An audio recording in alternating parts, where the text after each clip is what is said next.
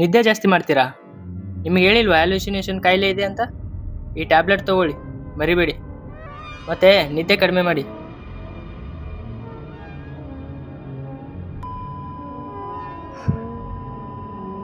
ಕಲ್ಪನಾಲೋಚನೆ ಬೇರೆಯವರ ಆಲೋಚನೆಗೆ ನಾವು ಹೊಂದ್ಕೊಳ್ಳೋದಕ್ಕೆ ಆಗದೆ ಇರೋದಕ್ಕೂ ಅಥವಾ ನಮ್ಮ ಮನಸ್ಥಿತಿಯನ್ನು ಅವರು ಅರ್ಥ ಮಾಡ್ಕೊಳ್ಳೋದಕ್ಕೆ ಆಗದೆ ಇರೋದಕ್ಕೂ ಗೊತ್ತಿಲ್ಲ. ದುಃಖ, ಸಂತೋಷ, ಭಾವನೆಗಳು ನಮ್ಮದೇ ಆದ ಸಣ್ಣ ಪ್ರಪಂಚ, ನಮ್ಮಿಷ್ಟದಂತೆ. ಅದು ನಿದ್ರೆಯಲ್ಲಿ ಮಾತ್ರ. ಅದಕ್ಕೆ ನಿದ್ರೆ ಅಂದರೆ ನನಗೆ ತುಂಬ ಇಷ್ಟ. ಕಲ್ಪನಾಲೋಚನೆ ಇದು ರೋಗವಲ್ಲ, ಯಾಕಂದರೆ ಆ ರೋಗವೇ ನನ್ನ ಏಕಾಂಗಿ ಹೃದಯದ ಏಕಮಾತ್ರ ಸಂಗಾತಿಯಾಗಿದೆ. ಈ ರೋಗ ನನ್ನನ್ನು ಕೊಲ್ಲುತ್ತಿಲ್ಲ, ಬದಲಾಗಿ ನನ್ನೊಳಗೆ ಮಾತನಾಡಲು ಕಲಿಸುತ್ತಿದೆ. ಪ್ರತಿ ಉಸಿರಿನಲ್ಲೂ ಆ ರೋಗದ ಹೆಸರು, ಪ್ರತಿ ಮೌನದಲ್ಲೂ ಅದರ ಸದ್ದು. ಜಗತ್ತು ಹೇಳಿತು, ಇದು ನಿನ್ನ ದುರ್ಬಲತೆ. ಆದರೆ ನನಗೊತ್ತು, ಇದು ನನ್ನ ಪ್ರೀತಿ. ಪ್ರಿಯ ವೀಕ್ಷಕರಿಗೆ ನಮಸ್ಕಾರ. ಹಳ್ಳಿ ಜಿಲ್ಲೆಗಳು, ನಗರ ರಾಜ್ಯಗಳಿಂದ ಕನ್ನಡದಲ್ಲಿ ಸುದ್ದಿ ಹೊತ್ತು ತಂದ ಮಾಧ್ಯಮ ನಿಮ್ಮ ಸಮಾಚಾರ ಸುದ್ದಿ ಟಿವಿ. ಮತ್ತೆ ನಗರದಲ್ಲಿ ಹಬ್ಬಿದ ಗಾಂಜಾದ ಪರಿಮಳ, ಪೊಲೀಸರಿಂದ ನಿರ್ವಹಣೆ ವಿಫಲ. ಇದರಲ್ಲಿ ದೊಡ್ಡ ವ್ಯಕ್ತಿಗಳು ಬಣ್ಣ ಹಚ್ಚಿ ನಟಿಸುತ್ತಿರುವ ಭಾವನೆ. ಹಾಗಾದರೆ ಇದನ್ನು ತಡೆಗಟ್ಟಲು ಯಾರಿಗೆ ಸಾಧ್ಯ? ಕಾದು ನೋಡೋಣ.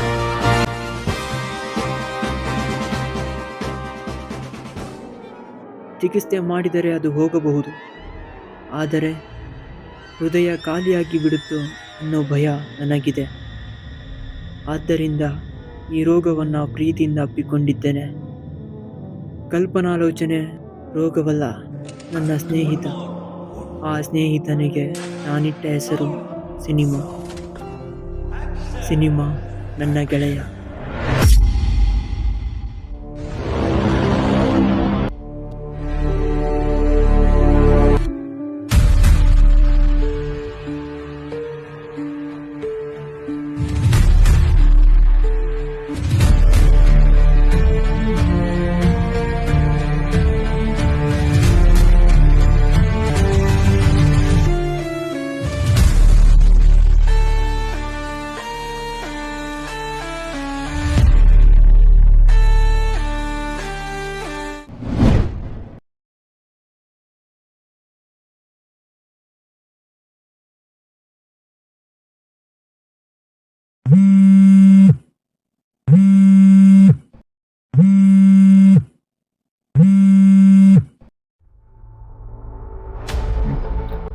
Hello sir.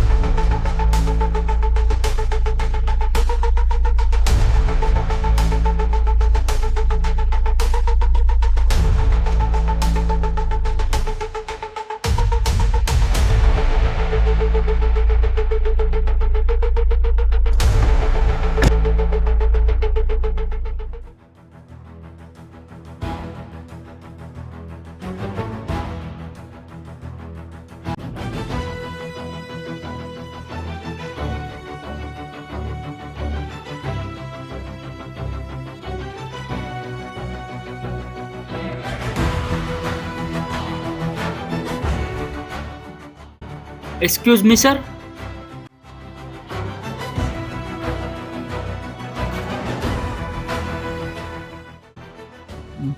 Good morning, sir. I am Bhargav, Chief Investigator from Child Detective Agency. Just take your seat.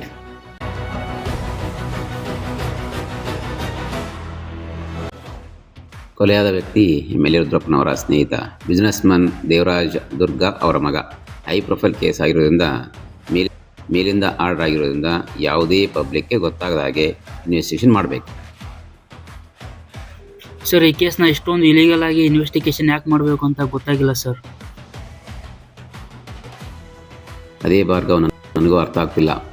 Higher officers order ಆಗಿರೋದ್ರಿಂದ ನಾವು ಪ್ರಶ್ನೆ ಮಾಡುವ ಆಗಿಲ್ಲ. ಇನ್ವೆಸ್ಟಿಗೇಷನ್ ಮಾಡಿದಾಗ ಗೊತ್ತಾಗಬಹುದು.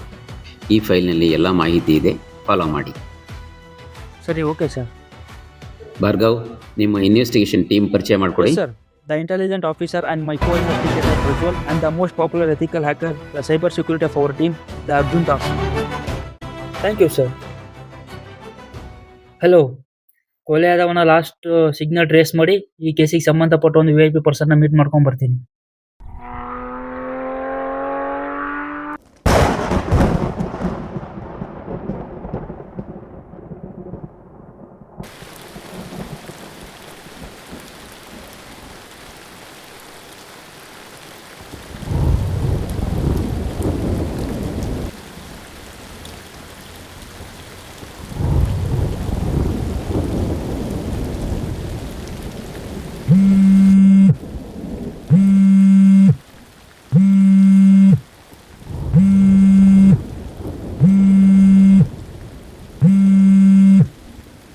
ವಿಷಯ ಗೊತ್ತಾಯ್ತಾ ಸರ್? ಗೊತ್ತಾಯ್ತು. ಪೊಲೀಸರು ಬರ್ತಿದ್ದಾರೆ ಅಂತ ಸರ್, ನಿಮ್ಮನ್ನ ಮೀಟ್ ಮಾಡೋದು. ಹೌದಾ, ಬರ್ಲಿ ಬಿಡಿ.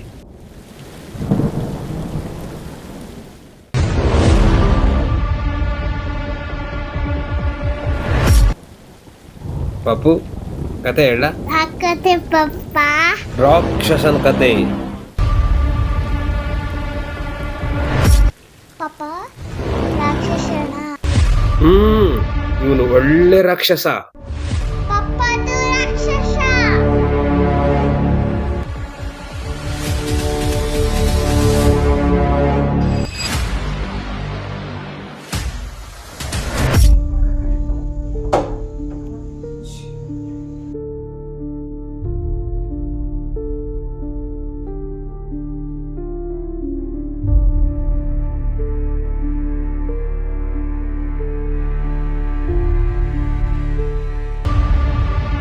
ನಮಸ್ಕಾರ ಸರ್.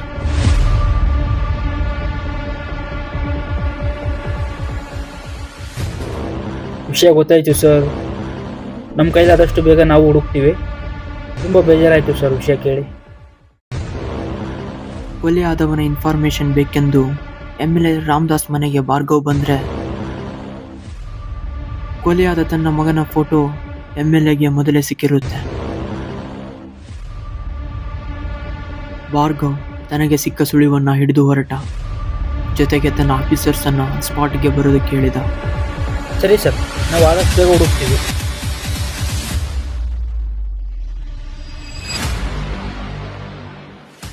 ರೀ ಅರ್ಜುನ್, ಇವ್ರಿಗೆ ಆಲ್ರೆಡಿ ಗೊತ್ತಾಗೈತೆ, ನಾವು ಸ್ಪಾಟಿಗೆ ಹೋಗ್ಬೇಕು, ಬೇಗ ಬನ್ನಿ.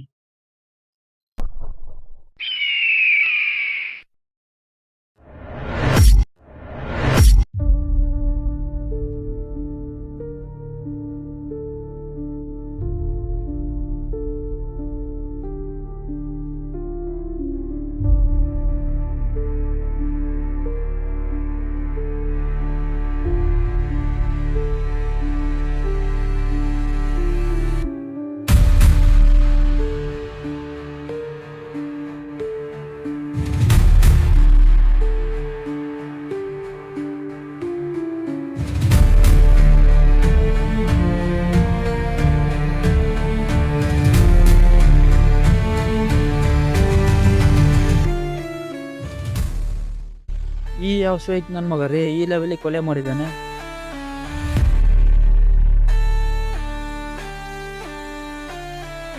ಸರ್, ಎಚ್ಚರಿಕೆ ಮಾತು ಗೊತ್ತಿಲ್ವಾ? Smoking is injurious to health. ದಮ್ಮಿಗೆ ಬೆಂಕಿ ಹಚ್ಚಿದ್ರೆ ಮಾತ್ರ ಸ್ಮೋಕಿಂಗ್. ಬೆಂಕಿ ಹಚ್ಚದೇ ಇದ್ರೆ ನಮ್ಗೆ ನಾವೇ ಕಿಂಗ್ ರೀ. ನೋಡಿ ಅರ್ಜುನ್, ಹೇಳಿ ಸರ್. ಮದ್ಯಪಾನ, ಧೂಮಪಾನ ಅಷ್ಟೇ ಅಲ್ಲ, ಅದಕ್ಕಿಂತ ಒಂದು ಡೇಂಜರಸ್ ಮಾದಕ ಇದೆ, ಅದೇ ಲವ್. ಲವ್ ಅನ್ನೋ ಮಾದಕ ಪಾನದಿಂದ ದೂರ ಇದ್ರೆ ಜೀವನ ಬಿಂದಾಸ್ ಆಗಿರುತ್ತೆ.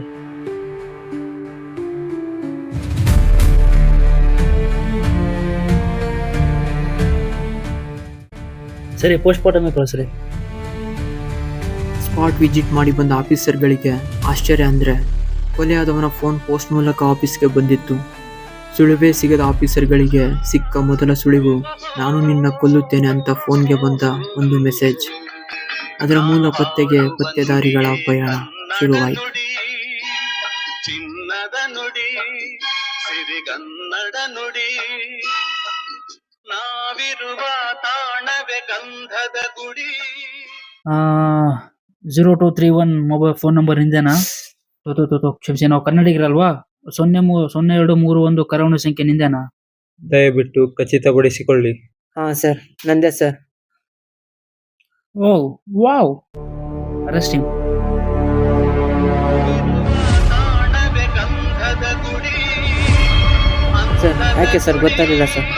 ನಾನೇನು ಇಲ್ಲಿ ತಪ್ಪು ಬಾ ಮಾಡಿಲ್ಲ ಚಿನ್ನ, ಸರ್. ನೋಡಿದೀನಿ. ಸರ್ ನಾವಾಡುವ ನುಡಿಯೇ ಕನ್ನಡ. ಮೈಯ 1/4 kg ಕಂಡ ಇಲ್ಲ ಕೊಲೆ ಮಾಡ್ತೀಯನಾ ಬಡ್ಡಿ ಮಗನೇ? ಸರ್ ಏನು ಸರ್, ಕೊಲೆನಾ ಸರ್? ಸರ್ ನಂಗೆ ನಿಜ ಗೊತ್ತಿಲ್ಲ ಸರ್, ನಾನು ನಂಬಿ sir, please sir.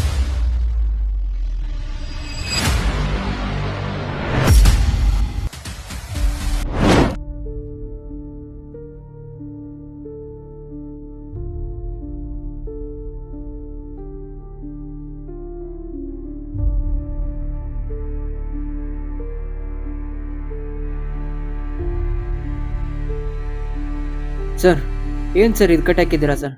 Please sir ಹೇಳಿ ಸರ್, ನನ್ನ ಯಾಕೆ ಅರೆಸ್ಟ್ ಮಾಡಿದ್ದಾರೆ ಸರ್? ನನಗೂ ಅದಕ್ಕೂ ಸಂಬಂಧ ಇಲ್ಲ ಸರ್. ಪ್ಲೀಸ್ ಸರ್, ನಾನೇನು ಕೊಲೆ ಮಾಡಿಲ್ಲ ಸರ್, ನಾನು ಯಾವುದೂ ತಪ್ಪು ಮಾಡಿಲ್ಲ ಸರ್. ಏನು ನಿನ್ನ ಹೆಸರು? ಶಿವ, ಶಿವ ಅಂತೇಳಿ ಹೆಸರು ಸರ್. ಬಿಸ್ನೆಸ್ ಮನ್ ರಾಮದಾಸ ಏನ್ ಮಗ ಗೊತ್ತಾ ನಿನ್ಗೆ? ಗೊತ್ತಿಲ್ಲ ಸರ್, ನೋಡಿಲ್ಲ. ನನಗೂ ಅವ್ರಿಗೂ ಯಾವುದೇ ಸಂಬಂಧ ಇಲ್ಲ. ಸುಳ್ಳು ಬೊಗಳ್ತೀವನೋ ನಾಯಿ?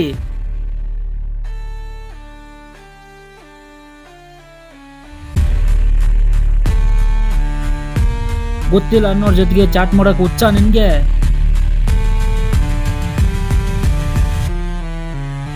ಗೊತ್ತಿಲ್ಲ ಸರ್. ಹಾಗಾದ್ರೆ ಗೊತ್ತಿಲ್ಲ ಅಂದ್ರೆ ಈ ಮೆಸೇಜ್ಗಳೇನು?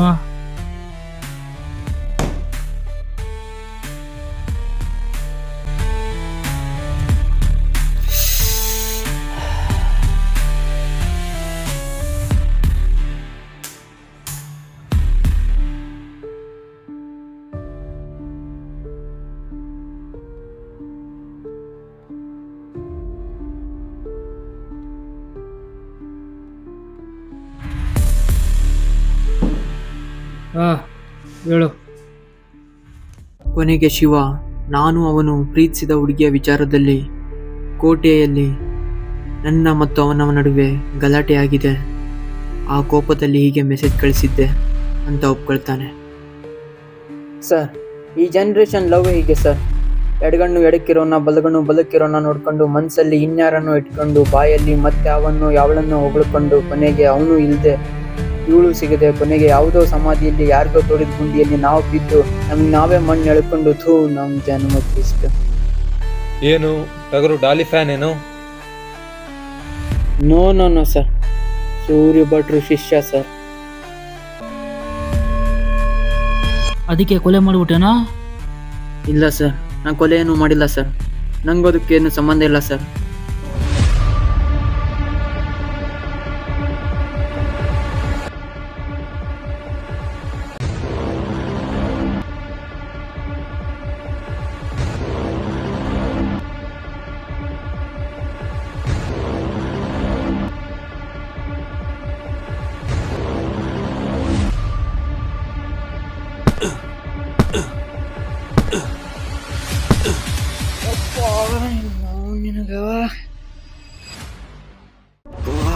ರಕ್ತ ಬಂತಲ್ಲೋ ಮರ್ಯ. ಯಾಕೆ ಹೊಡೆದೆ ಅಂತ ಕನ್ಫ್ಯೂಸ್ ಆಗ್ತಾ ಇದೆಯಾ?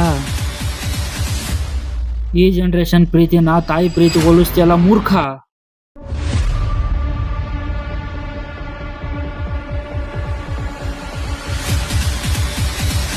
ಸರ್ ಸರ್ ಸರ್ ನನ್ನ ಬಿಟ್ಟು ಕಳಿಸಿ ಸರ್, ನನ್ನ ಮುಗಿತಲ್ಲ ಸರ್.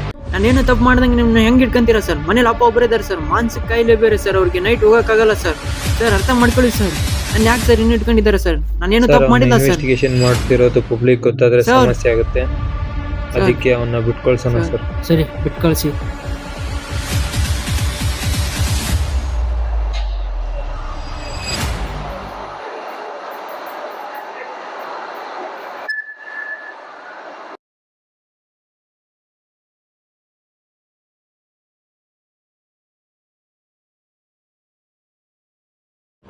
ಇಲ್ಲಿವರೆಗೂ ಆಫೀಸರ್ಸ್ಗಳಿಗೆ ಬಂದ ಫೋನ್ ಕಾಲ್ಗಳು 27, ಅಂದರೆ 27 ಕೊಲೆಗಳು.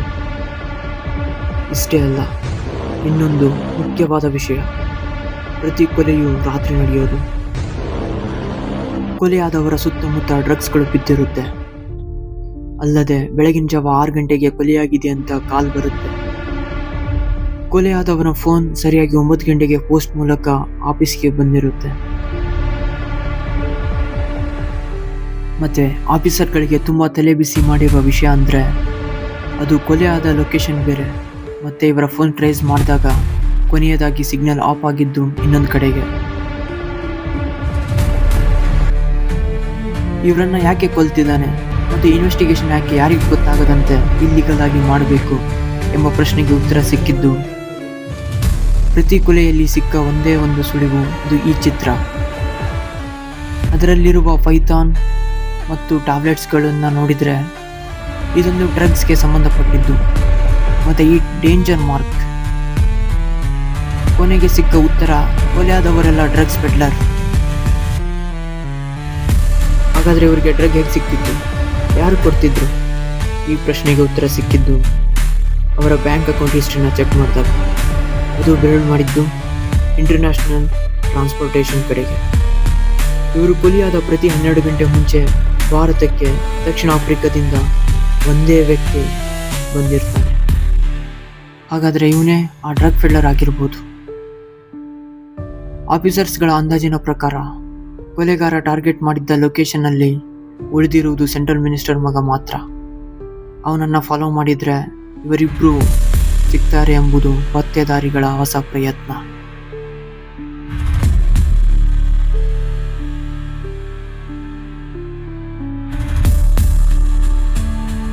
Drug peddlers are in danger.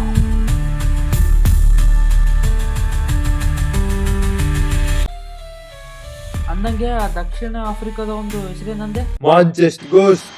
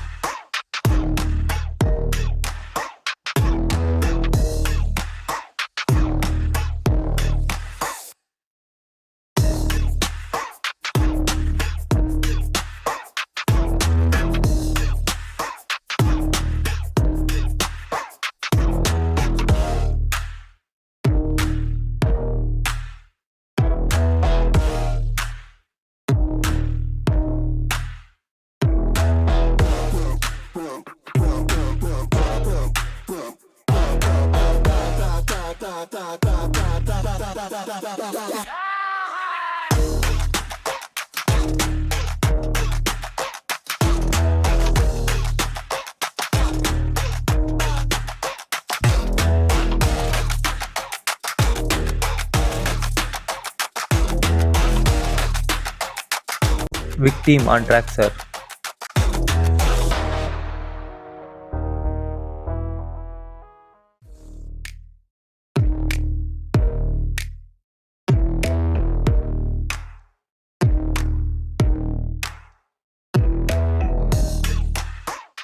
Drugs exchanged, sir.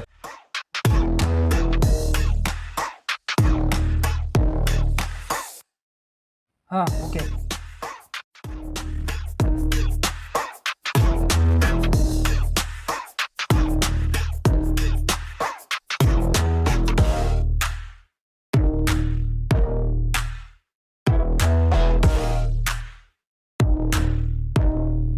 ಒಂದೇ ಕಲ್ಲಲ್ಲಿ 2 ಹಕ್ಕಿಗಳನ್ನು ಹೊಡಿಬೇಕೆಂದು ಭರವಸೆ ಇಟ್ಟಿದ್ದ ಭಾರ್ಗವ್ ಕೊಲೆಗಾರ ಬರದೇ ಇದ್ದ ಕಾರಣ ನಿರಾಸೆಯಾಗಿದ್ದ.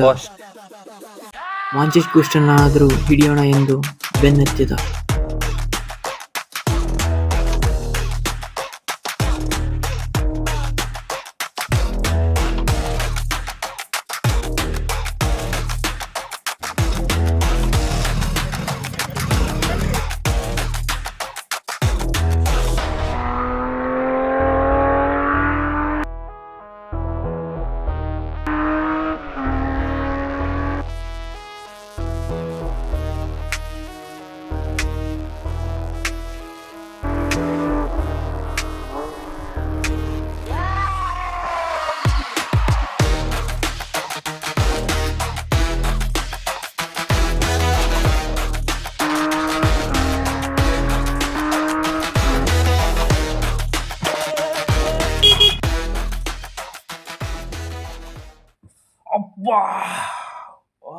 ಮೈ ಫುಟ್ ಮಿಸ್ ಆಗ್ಬಿಟ್ಟ ಬ್ಲಡಿ ರಾಸ್ಕಲ್.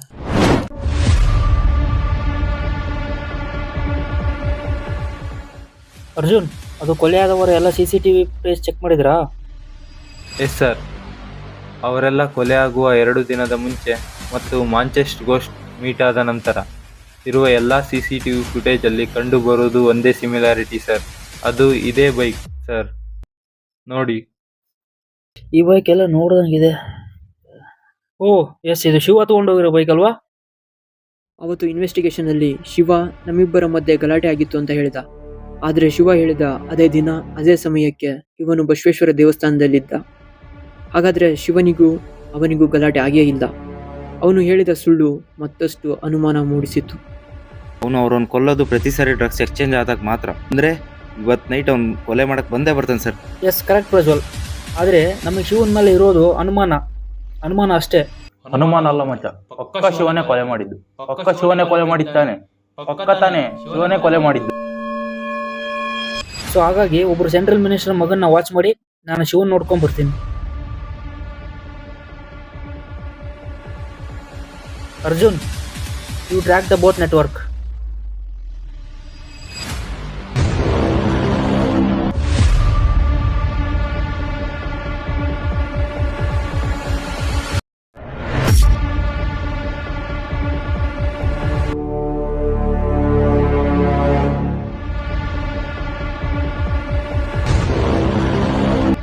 ಸರ್, ಶಿವ ನಿಮ್ಮ ಮಗನಾ? ಇದ್ರೆ ಕರೀರಿ ಸರ್, ಒಂದು 2 ಮಿನಿಟ್ಸ್ ಮಾತಾಡ್ಕೊಂಡು ಹೋಗ್ತೀನಿ. ನಮ್ಮ ಇನ್ವೆಸ್ಟಿಗೇಷನ್ಗೆ ಸ್ವಲ್ಪ ಹೆಲ್ಪ್ ಆಗುತ್ತೆ. ಇಲ್ಲ, ನೈಟ್ ಟೈಮ್ ಕಳ್ಸೋಕ್ಕಾಗಲ್ಲ. ಯಾಕೆ ಸರ್? ನೀವು ಕಳಿಸಿಲ್ಲ ಅಂದರೆ ನಮ್ಮ ಇನ್ವೆಸ್ಟಿಗೇಷನ್ಗೆ ಅಡ್ಡಿ ಆಗುತ್ತೆ.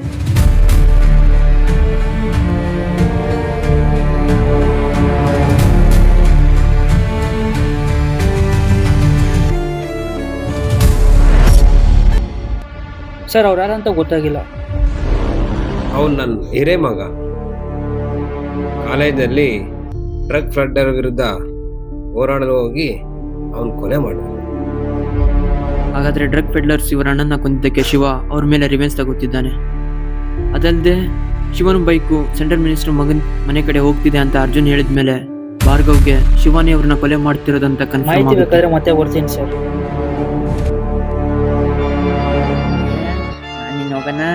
ಇವತ್ತು ಅಪ್ಪನ ಪಿಕ್ಚರ್ ನಾನು ನೋಡ್ತೀನಿ, ನಿಮ್ಗೆ ಗೊತ್ತಿಲ್ಲ.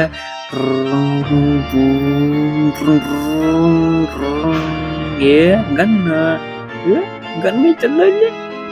ಚಾಯ್ತೆ ಅಂಕಲ್, ಡಿಶುಮ್ ಡಿಶುಮ್ ಡಿಶುಮ್ ಡಿಶುಮ್ ಅಂಕಲ್ ನೋಡಿ ಗನ್ ಹೆಂಗೈತೆ, ನಂದು ಹೊಸದು ಡಿಶುಮ್ ಡಿಶುಮ್ ಡಿಶುಮ್. ಅಂಕಲ್ ಸಾಲಿ ಅಲ್ಲ, ಅಂಕಲ್ ಸಾಲಿ ಅಲ್ಲ, ಡಿಶುಮ್.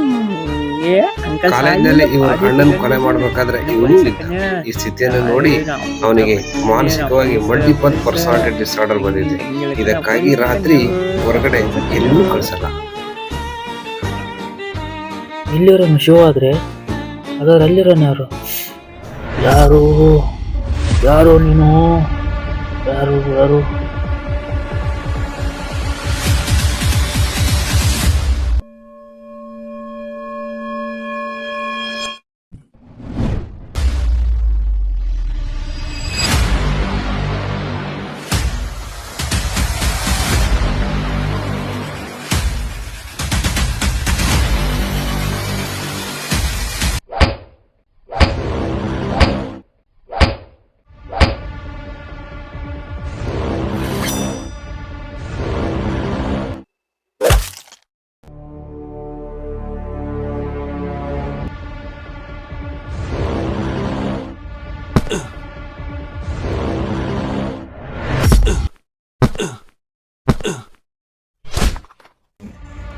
ಶಿವ ಶಿವನೆಂದಿಗೂ ಸೋಲಲಾರದು, ಇಲ್ಲಿ ಇವನೆಂದಿಗೂ ಬಿಡುವುದಿಲ್ಲ ಆ ವಿಷಕಂಠನನ್ನು ಒಲಿಸಿ. ದೈತ್ಯ ತಲೆಯ ಶಿವ ಭಕ್ತ ನೀವ 10 ತಲೆಯ ನರಸಿಂಹ ಕೋಪಧವರ ರಾಕ್ಷಸರ ರಾಜ, ಕೋಪ ಮೋಹ ಮತ್ಸರಗಳ ಸಂಕೇತ ಇವ.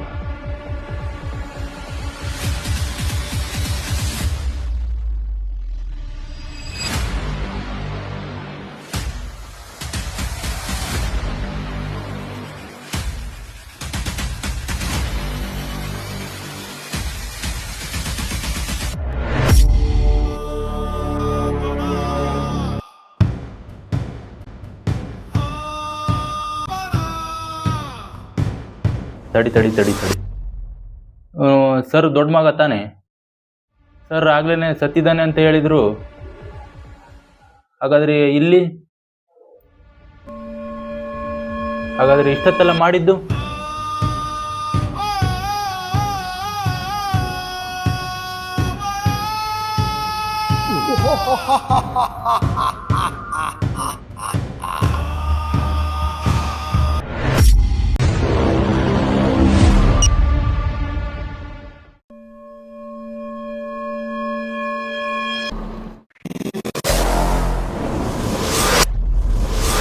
ಮಚ್ಚ, ಇವನು ಕೊಲೆ ಮಾಡ್ತಿದ್ರು ಡ್ರಗ್ಸ್ ಎಕ್ಸ್ಚೇಂಜ್ ಆದಮೇಲೆ ಮಾತ್ರ.